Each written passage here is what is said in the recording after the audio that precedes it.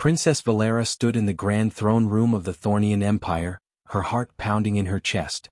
The massive chamber was filled with nobles, advisors and military commanders, all of them watching her with cold, disapproving eyes. The blue-tinted marble floors reflected the harsh lights above, making everything feel sterile and unwelcoming. She had been summoned here before, reprimanded for her behavior, lectured about duty and tradition. But today felt different. Today her father's anger had reached its breaking point. Emperor Dracith sat on his throne, his face carved from stone, showing no warmth or compassion. Beside him stood her mother, Empress Scythia, who couldn't even look at her daughter. The disappointment in the room was thick enough to choke on. Valera knew why she was here. She had refused yet another arranged marriage, the fifth one in 3 years. Each suitor had been carefully selected by the imperial court, each one supposedly perfect according to Thornian standards. And each one had looked at her with barely concealed disgust. The Thornian culture valued physical perfection above almost everything else. Slender builds, sharp features, athletic frames, these were the standards of beauty. Valera didn't fit that mold. She was heavier than what society deemed acceptable, her body rounded where it should have been angular. Growing up in the palace, she had endured countless comments from tutors, servants, and even family members. They said she lacked discipline, that she brought shame to the royal bloodline, that no respectable Thornian would want her as a wife. But Valera had her own mind. She loved reading ancient poetry, studying star charts, and learning about other cultures across the galaxy. She dreamed of a life where she wasn't constantly judged by her appearance, where someone might actually care about her thoughts and feelings. The arranged marriages felt like cages, and she kept refusing to step inside them. Her father finally spoke, his voice echoing through the chamber. "Valera, you have defied this court for the last time. Your refusal to accept your duties has brought embarrassment to our family. Therefore, I have made a decision." He paused, letting the weight of his words settle. "You will be given to a human as payment for services rendered to our empire. He works on the diplomatic station as a maintenance technician. You will serve as his wife, and perhaps living among such primitive creatures will teach you humility." The nobles gasped. Some laughed quietly behind their hands. Being given to a human was considered the ultimate degradation. Humans were seen throughout the galaxy as nothing more than skilled laborers, good at fixing broken machinery, decent at construction work, but hardly sophisticated. They didn't have the advanced technology of the Thornians, the military might of the Krell, or the psychic abilities of the Zenthari. They were just humans. Simple, unremarkable, and far beneath Thornian royalty. Valera felt her world crumbling. She wanted to argue, to plead her case, but she knew it would be useless. Her father had made up his mind, and in Thornian culture, the Emperor's word was absolute law. Within hours, she was packed and loaded onto a transport ship headed for the diplomatic station orbiting between 3 star systems. The journey took 2 days. Valera spent most of that time in her small cabin, wondering what kind of life awaited her. She had never actually met a human before. The propaganda she'd been fed her entire life painted them as brutish and unsophisticated. She imagined someone crude and unkind, someone who would treat her like a servant or worse. The punishment seemed designed to break her spirit completely. When the ship docked at the station, 2 Thornian guards escorted her through the corridors. The diplomatic station was huge, home to dozens of different species, all working together to maintain peace and trade agreements. The guards led her to a modest section of the station where many of the maintenance workers lived. The apartments here were small and practical, nothing like the grand palaces she had known. They stopped at a door marked with a simple nameplate that read, "Dylan Cooper Maintenance Technician." One of the guards pressed the door chime. Valera's hands trembled. This was it. This was her new life, her punishment for daring to want something different. The door slid open and a man stood there. He was tall, maybe in his early 30s, with brown hair that looked slightly messy and warm hazel eyes. He wore simple work clothes, a gray jumpsuit with various tools hanging from his belt. When he saw Valera and the guards, his expression shifted from surprise to something that looked almost like concern. "You must be Valera," he said, his voice gentle and calm. "I'm Dylan. Please come in." He stepped aside, gesturing into his apartment. The guards practically shoved her forward, handed Dylan a data tablet with the arrangement details, and left without another word. Valera stood in the doorway, carrying 2 bags with her belongings, unsure of what to do next. Dylan noticed her hesitation. "Here, let me help you with those," he said, reaching for her bags. "They look heavy." She pulled back instinctively, expecting some kind of trick or mockery. But his expression remained kind, patient. Slowly she allowed him to take one of the bags. "You've had a long journey," Dylan continued, setting the bag down gently. "You're probably exhausted. Can I get you something to drink? Water? I've got this earth beverage called coffee, though it's an acquired taste." Valera just stared at him. This wasn't what she expected at all. Where was the cruelty? The disgust? The resentment at being forced into this arrangement? Dylan smiled and it reached his eyes.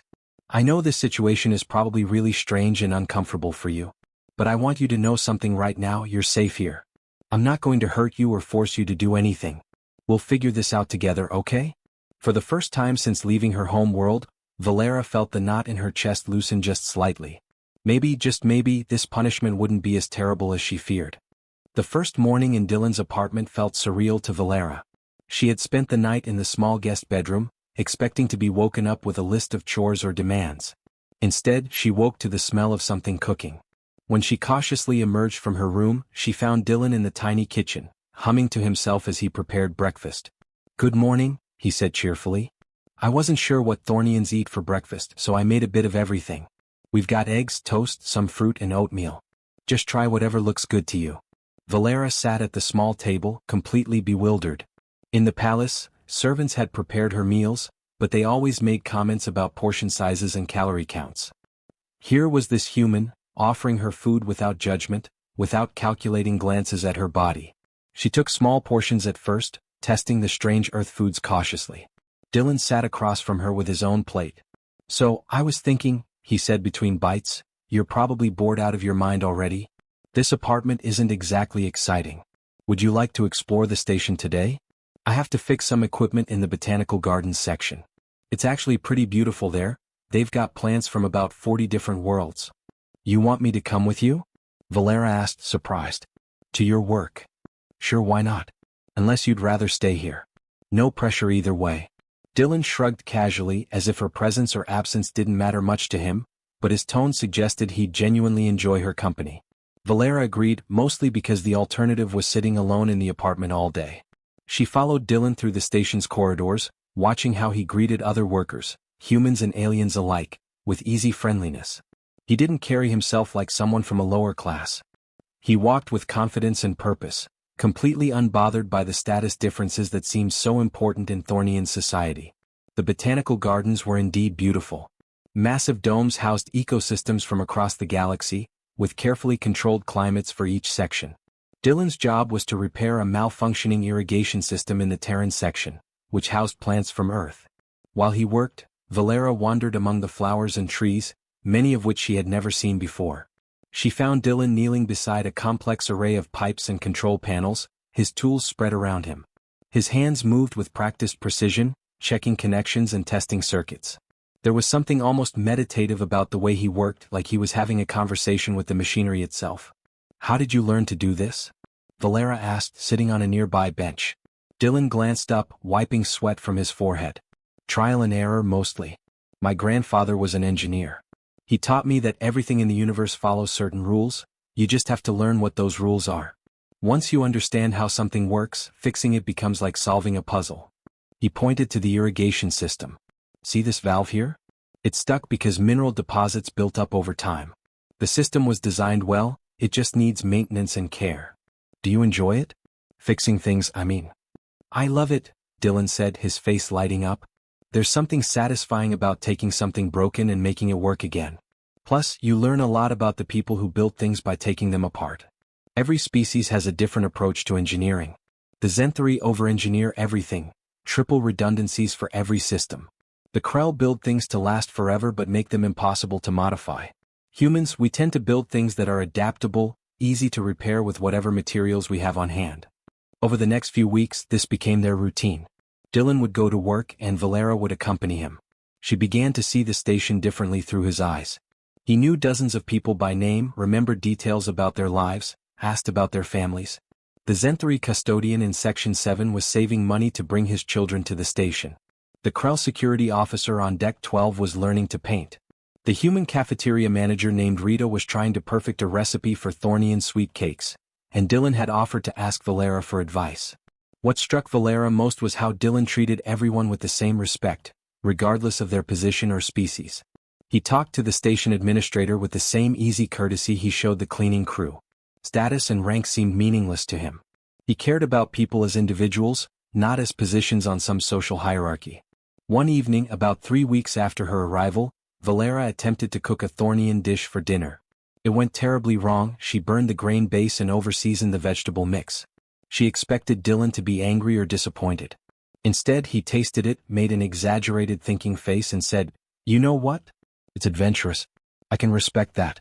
How about we order something from the station food court and you can try again tomorrow if you want?" He didn't make her feel stupid or inadequate.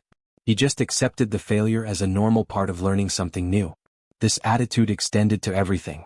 When she accidentally broke one of his tools, he showed her how to fix it. When she struggled to understand the station's computer system, he patiently explained it 3 different times without a hint of frustration. Dylan also shared his own vulnerabilities. He told her about his family back on Earth, about how he missed them but loved the freedom of working in space. He admitted he wasn't good at remembering to eat properly when he got focused on a project. He showed her his collection of failed repair attempts, a drawer full of parts and components he couldn't figure out. "Every failure teaches you something," he explained. "I keep these to remind myself that it's okay not to know everything." What confused Valera most was that Dylan never mentioned her appearance. Not once. Not to compliment it, not to criticize it. In Thornian society, her body was always the first thing people noticed, the first thing they commented on. But Dylan seemed genuinely uninterested in that aspect of her. He asked about her opinions, her interests, her thoughts on various topics. One night, they were watching a human movie together, something Dylan called a comedy. Valera found herself laughing at the absurd situations and silly jokes. When the movie ended, Dylan turned to her and smiled. "You have a great laugh," he said simply. "It's nice to hear." It was such a small comment, but it struck Valera deeply. He noticed her laugh, not her body. He valued her joy, not her appearance. For the first time in her life, she felt like someone was seeing the actual person inside, not just the physical shell everyone else obsessed over. As she lay in bed that night, Valera realized something unsettling. The punishment her father had designed was backfiring completely. She wasn't learning humility or feeling degraded. Instead, she was learning what it felt like to be treated with genuine kindness and respect. She was learning that her worth as a person had nothing to do with her weight or her royal status. And perhaps most dangerous of all, she was starting to care deeply about the quiet human who fixed broken things and believed everything was worth saving. 2 months had passed since Valera arrived at the station, and her life had transformed in ways she never imagined possible. She woke up each morning without the familiar weight of dread pressing on her chest. There were no judgmental stares at breakfast, no whispered comments about her appearance, no carefully measured portions designed to shame her into changing her body. Instead, there was Dylan making terrible jokes while burning toast, asking if she wanted to try a new fruit he'd found at the station market. The apartment had become a genuine home. Valera had added small touches, a tapestry from the Thornian textile district, some books she'd ordered from various worlds, a collection of crystals she'd started gathering from the station's geology shop. Dylan encouraged every addition, genuinely interested in learning about Thornian art and culture.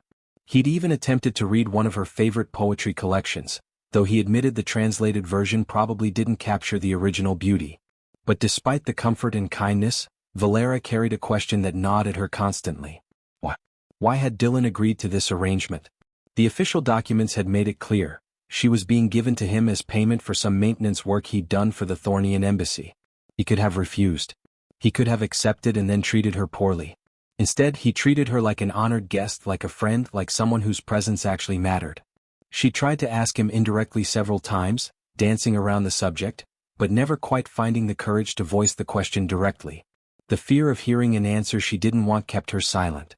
What if he was just being kind out of obligation? What if he secretly found her as repulsive as everyone back home did but was too polite to say it? One evening, Dylan was teaching her how to repair a broken data tablet. They sat side by side at his workbench, the small device spread out in components between them. His shoulder occasionally brushed against hers as he pointed out different circuits and connections. The casual physical proximity no longer made her uncomfortable. In fact, she'd started to crave these small moments of closeness. "See this connector here?" Dylan was saying, pointing with a small screwdriver. "It's corroded because someone probably spilled coffee on it. We can clean it with this solution, let it dry, and it should work perfectly." Valera watched his hands as he worked, noting the small scars on his fingers from years of repairs, the careful way he handled even the smallest components. His patience seemed endless. He'd been explaining tablet repairs to her for an hour, never once showing frustration when she asked him to repeat something. The question finally burst out of her, unplanned and raw. "Dylan, why did you agree to take me?" His hand stilled. He set down the screwdriver carefully and turned to look at her. "What do you mean?" "The arrangement. My father's offer. You could have refused. You could have demanded payment in credits or technology or anything else. Why did you agree to have me here?" Her voice shook slightly. "And why do you treat me this way?" Dylan was quiet for a moment, his expression thoughtful. "Can I be completely honest with you?" Valera's heart sank. Here it came, the truth she'd been dreading. "Please." "When the Thornian ambassador first contacted me about the arrangement, I thought it was bizarre. The way he phrased everything made it sound like they were giving me property, not introducing me to a person. That bothered me a lot." Dylan ran his hand through his hair, a gesture Valera had learned meant he was choosing his words carefully. "I did some research on Thornian culture and found out about the whole situation, how you'd refused marriages, how your society viewed you. And I got angry." "Angry?" That wasn't what she expected. Furious, actually. The idea that someone would treat another person that way, judge them so harshly for something so meaningless, it made me sick. "So I agreed to the arrangement, but not because I wanted payment. I agreed because I thought maybe, just maybe, you deserved a chance to be somewhere you weren't constantly judged." Valera felt tears forming in her eyes. "But you didn't even know me." "No, I didn't. But I didn't need to know you to know that what they were doing was wrong." Dylan shifted to face her more directly. "And then you arrived and you know what I discovered? You're genuinely interesting. You're smart, curious, funny when you let your guard down. You remember tiny details about things I've said. You try so hard to understand this weird human culture. You have opinions about things and you're not afraid to share them, even when they're different from mine. But I'm not." Valera gestured helplessly at herself. "I'm not what anyone would choose. I'm not beautiful by any standard." Dylan's expression shifted to something fierce and determined. "Valera, can I tell you something about humans? We're a strange species. We've spent thousands of years creating art, writing poetry, composing music, all trying to define beauty. And you know what we figured out? Beauty isn't one thing. It's not a specific size or shape or color. It's different for everyone. That's just something kind people say. No, listen to me." Dylan's voice was gentle but firm. "When I look at you, I see someone beautiful. Not despite your appearance, not ignoring your appearance, but including everything you are. I see the way your eyes light up when you talk about Thornian poetry. I see how gentle you are with the plants in the botanical gardens. I see your kindness when you help Rita practice her Thornian recipes, even though they remind you of home and make you sad. I see how brave you are, starting over in a completely alien environment. That's what beauty looks like to me." The tears were flowing freely now. Valera had spent her entire life being told she was worthless, unlovable, a disappointment. Every mirror had been an enemy. Every meal had been laden with guilt.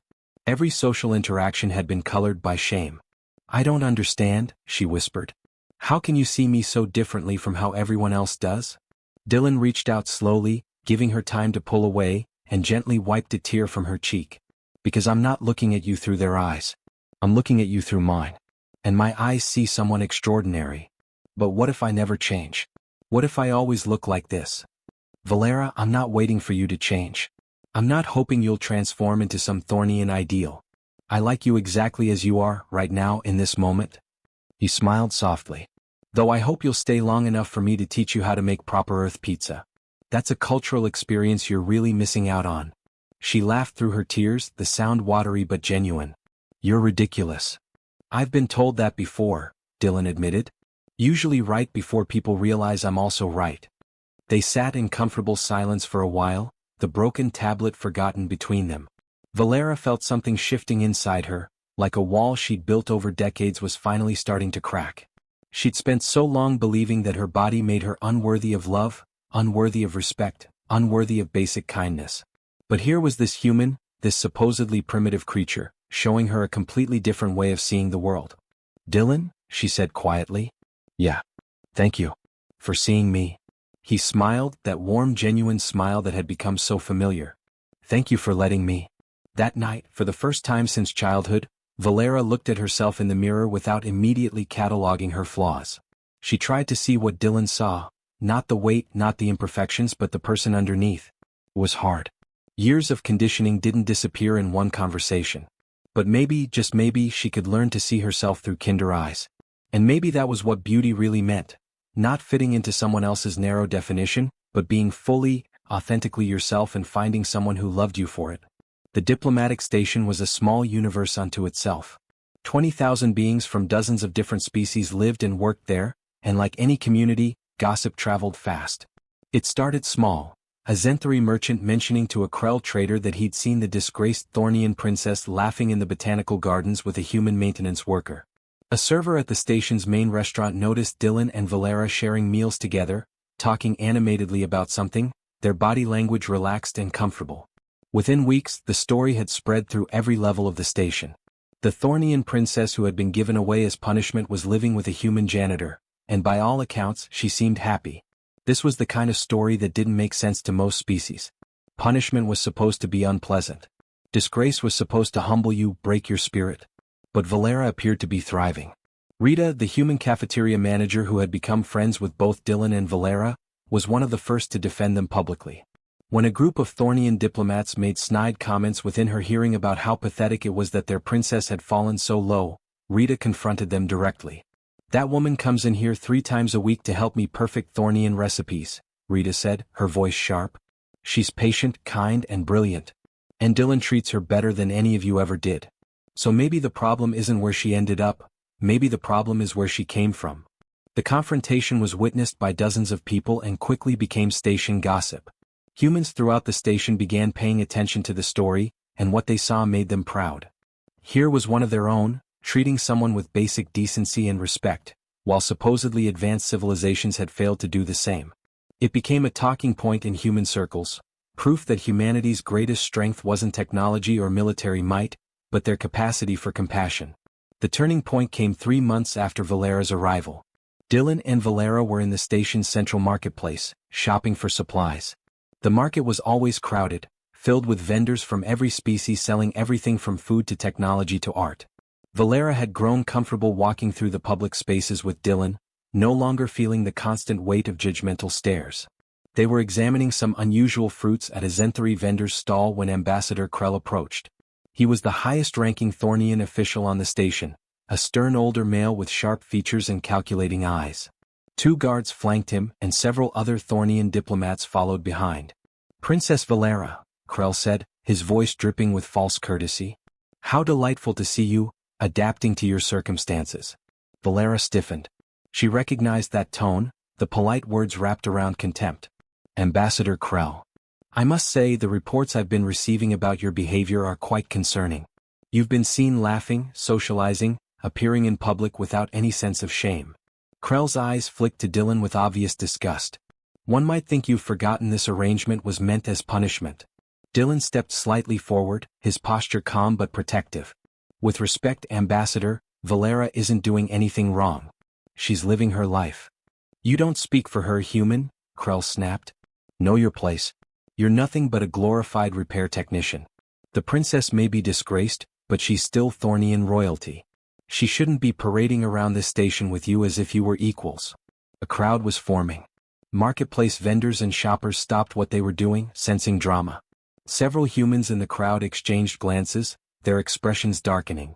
The Thornian attitude toward one of their own was bad enough, but the dismissive way Krell spoke about Dylan touched a nerve. "Actually, Ambassador, Dylan does speak for me," Valera said, her voice stronger than she felt. "Because I've asked him to. Because unlike anyone in the Thornian delegation, he actually listens when I speak." Krell's face flushed darker blue. "You're making a mockery of our culture. The Emperor sent you here to learn humility, to understand the consequences of your defiance. Instead, you're living comfortably, embarrassing your family with this display." "Comfortable?" Valera's voice rose. "You think I'm comfortable?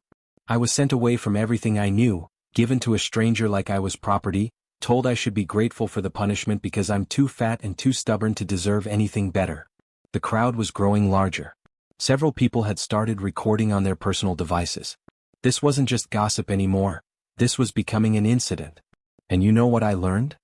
Valera continued, her voice shaking with emotion. "I learned that everything I was taught about worth and value and beauty was a lie. Dylan has shown me more respect in 3 months than my entire empire showed me in 25 years. He sees me as a person, not as a disappointment or a political tool. If that's what makes me a disgrace to Thornian culture, then I'm proud to be disgraced. How dare you, Krell began, but Dylan interrupted. No, how dare you. Dylan's voice was quiet but carried clearly through the now silent marketplace. You treated her like garbage because she didn't fit your narrow definition of perfection. You sent her away to punish her for having the courage to make her own choices. And now you're angry because she found happiness despite your best efforts to break her. That says everything about your culture and nothing about her worth. One of Krell's guards moved forward threateningly, but several humans in the crowd shifted positions, their body language making it clear they'd intervene if needed. Station security was pushing through the crowd, alerted by the commotion. You're making a grave mistake, human, Krell hissed. The Thornian Empire has influence throughout this sector. One word from me could end your career, have you removed from this station. Then do it, Dylan said simply. But Valera stays with me whether that's here or wherever I end up next. Because unlike you, I don't treat people as disposable. The security team arrived, led by a no-nonsense Krell officer named Torvin who Dylan had worked with many times. Is there a problem here? Krell drew himself up. This human is being insubordinate and disrespectful. I demand he be disciplined. Torvin looked around at the crowd, at the recording devices, at the dozens of witnesses. From what I can see, this is a public space and everyone here is entitled to speak freely. Unless someone is being threatened or harmed, there's no violation of station regulations. He looked at Krell meaningfully. That applies to everyone, Ambassador. Including you. The standoff lasted another moment before Krell turned sharply and stalked away, his entourage following. But the damage, or perhaps the victory, was already done. Within hours, recordings of the confrontation had spread throughout the station and beyond. By the next day it had reached multiple star systems. The response was overwhelming. Humans everywhere celebrated the exchange, praising Dylan's defense of Valera and her own brave stand against her culture's judgment. But more surprisingly, many non-humans also responded positively. A Zenthari philosopher wrote an essay about how the incident revealed the limitations of rigid beauty standards. A Krell sociologist began studying human relationship dynamics. Even some Thornians, particularly younger ones, started questioning their society's treatment of those who didn't fit conventional standards. That evening, Dylan and Valera sat in their apartment, watching the reactions pour in on the Galactic network. Valera was overwhelmed by the support from complete strangers. I never expected this, she said quietly. I thought standing up to Krell would just make everything worse. Dylan squeezed her hand. Sometimes the right thing and the easy thing aren't the same. You chose the right thing. We chose it, Valera corrected. Together. The weeks following the marketplace confrontation were intense. The recording had gone viral across dozens of star systems, sparking conversations about beauty standards, cultural rigidity, and the treatment of individuals who didn't conform to social expectations. News networks from multiple species requested interviews with Valera and Dylan. Human publications ran headlines celebrating Dylan's defense of Valera, while progressive outlets from other species used the incident to challenge their own cultural norms. But the attention wasn't entirely positive. Conservative Thornian groups denounced Valera as a traitor to her people. Some accused Dylan of manipulating her for publicity. Anonymous threats appeared on galactic forums, though station security assured them these were mostly empty words from angry individuals hiding behind screens. Still, the scrutiny was exhausting. Through it all, Dylan and Valera tried to maintain some semblance of normal life. Dylan continued his maintenance work, though he now had humans from across the station stopping him to shake his hand or express their support. Valera spent more time helping Rita in the cafeteria and had begun taking online courses in engineering, discovering she had a genuine talent for understanding complex systems. One evening, about 6 weeks after the confrontation, Dylan came home to find Valera sitting at their small table, staring at a holographic message display. Her expression was unreadable, somewhere between shock and something else he couldn't quite identify. Everything okay? Dylan asked, setting down his tool bag. Valera looked up at him, her eyes glistening. My father contacted me. Dylan's protective instincts immediately kicked in. What did he say? If he threatened you? No, nothing like that. Valera gestured to the display. He wants me to come home.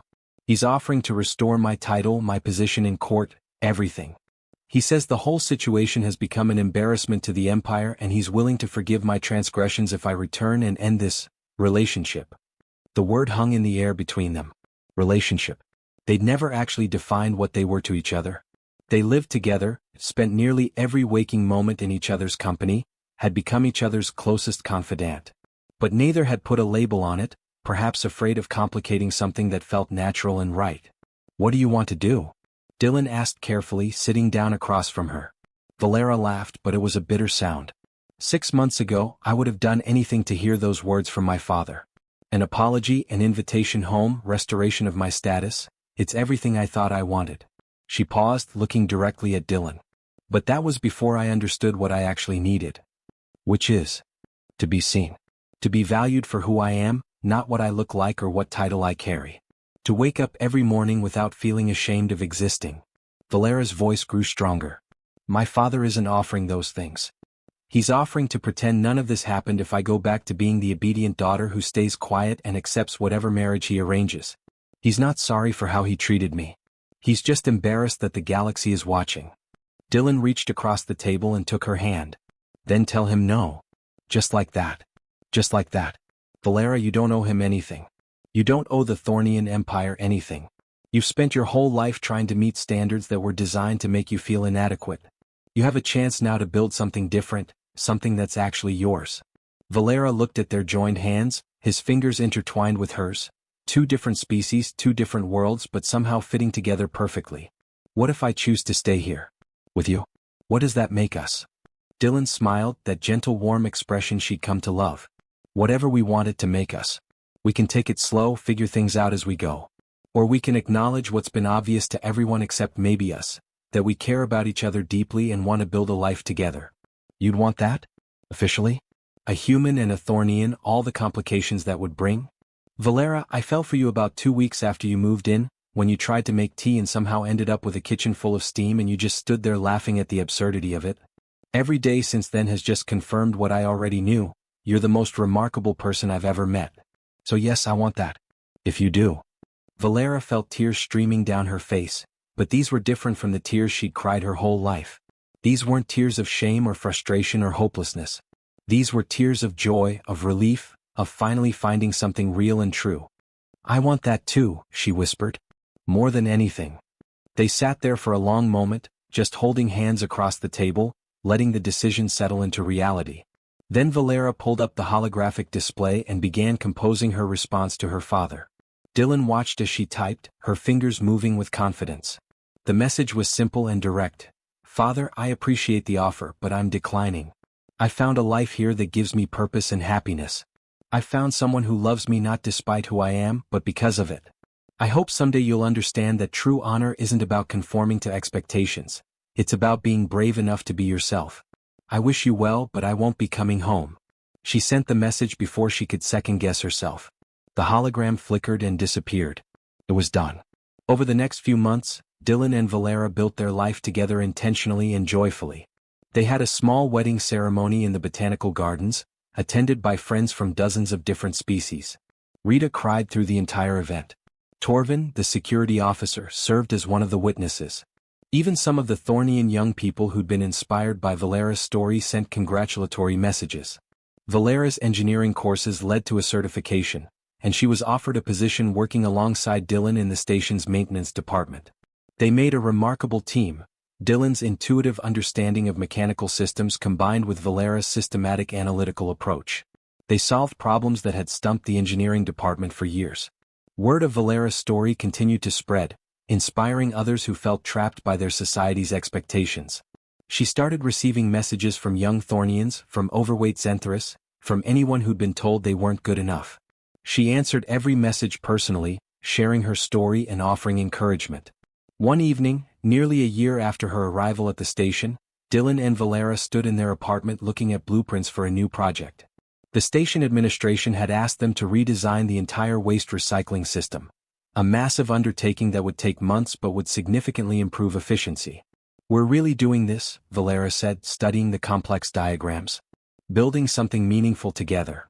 Dylan wrapped his arm around her waist, pulling her close. We've been building something meaningful since the day you arrived. This is just the latest project. Valera leaned into him, feeling completely content. She thought about the princess she'd been a year ago, miserable, ashamed, convinced she was worthless. That girl seemed like a stranger now. In her place was someone confident, capable, and deeply loved. The punishment her father designed to break her had instead freed her. By sending her away from everything she knew, he'd accidentally given her the chance to discover who she really was. And what she discovered was better than any title or royal position could ever be. She was Valera, engineer, wife, friend, and living proof that human compassion could change lives. She was someone who'd learned that beauty wasn't about fitting into narrow standards but about being authentic and finding someone who loved you for it. And as she stood there with Dylan, planning their next project together, she realized something profound. This wasn't just a new beginning for her. It was a new beginning for anyone brave enough to reject what others said they should be and embrace what they truly were. The galaxy was watching, and the message was clear. Love, respect, and basic human decency would always be more powerful than judgment, shame, or rigid tradition. And somewhere across the stars, other people trapped by impossible standards saw Valera's story and dared to hope that maybe, just maybe, they deserved better too.